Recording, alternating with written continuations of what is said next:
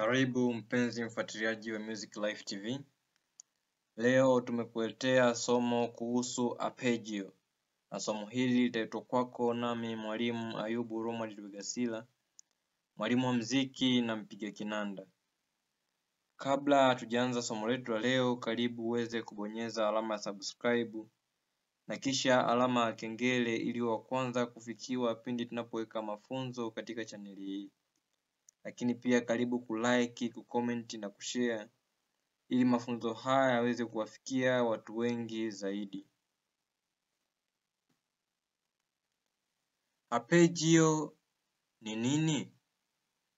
Arpeggio katika muziki inahusu mbinu ya kupiga noti za kodi kwa mfuatano moja baada ya nyingine badala ya kuzipiga zote kwa pamoja.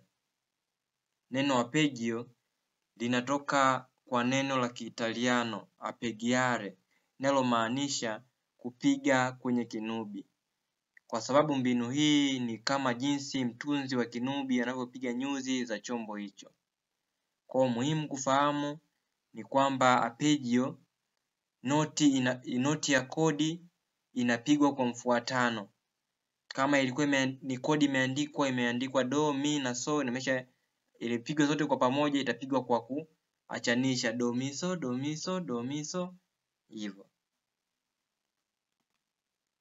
Alama ambazo zinatumika kuonesha arpeggio. Hizi ni baadhi ya alama ambazo zinatumika kuonesha arpeggio. Hii inaonesha kwa kawaida. Hii huonesha kama arpeggio inaanzia chini au chini. Hii huonesha kama arpeggio inaanzia juu. Hii ni alama ya arpeggio ya kawaida. Hii hali kadhalika inaweza kuonesha kama arpeggio inaanzia chini au juu. Hii inaanzia chini lakini huonesha arpeggio inaanzia juu kama ambavyo tunaona hapa.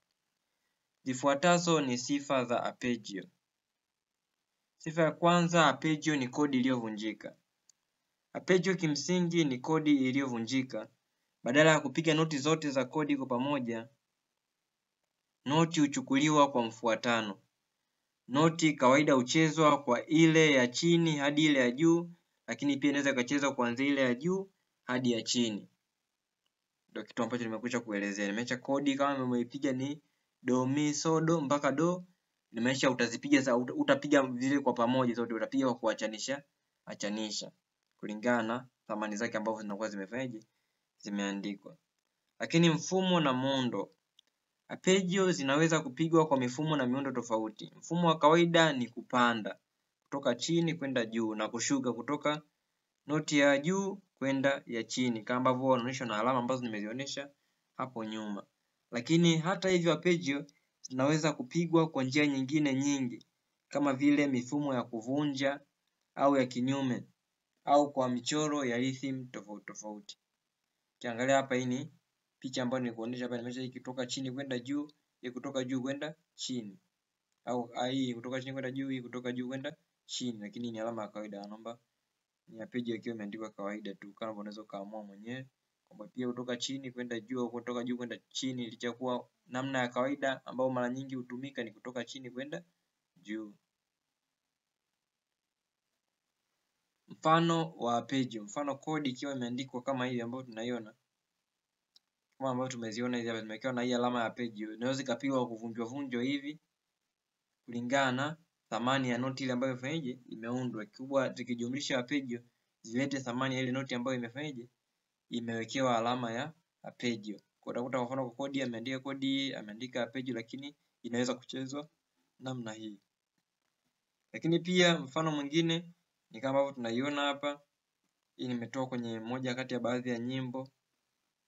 Utaona arpeggio hiyo inaandikwa hapa, na ambapo mpigaji mwenyewe anaweza kaanzia kaivunja hata hii mara 4 au mara 2 kulingana na ambapo atakuwa ameona. Unaweza kaona hapa mfano hii imeandikwa kutoka juu kwenda chini, hali kadhalika imeandikwa kawaida.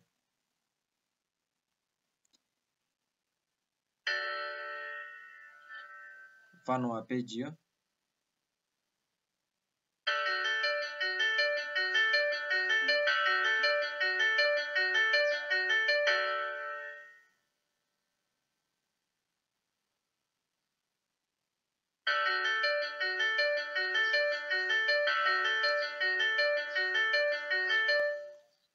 Nadhani tumeona hapo ni namna ambavyo hizi nimeziandika hapa mwanzoni zinaweza kupigwa zikiwa katika arpeggio kama ambavyo tumeona hapo. Jinsi arpeggio zinavyotumika. Arpeggio zinaweza kutumika katika muziki wa classic.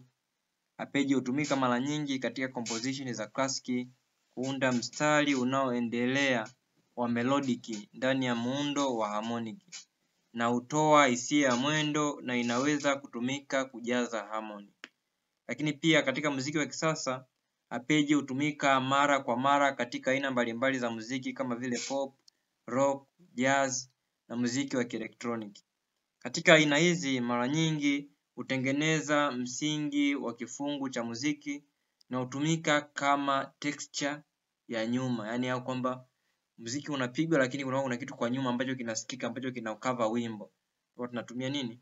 Hizi arpeggio. Lakini pia kama mbinu ya kuboresha muziki.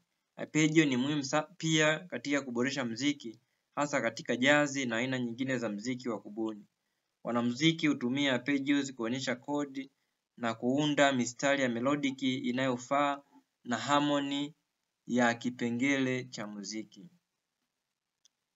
Kama ni mara yako ya kwanza kutufuatilia, usisahau kubonyeza alama ya subscribe ili uwe wa kwanza kufikiwa pindi tunapoweka mafunzo katika chaneli hii. Asante sana, uwe na wakati mwema.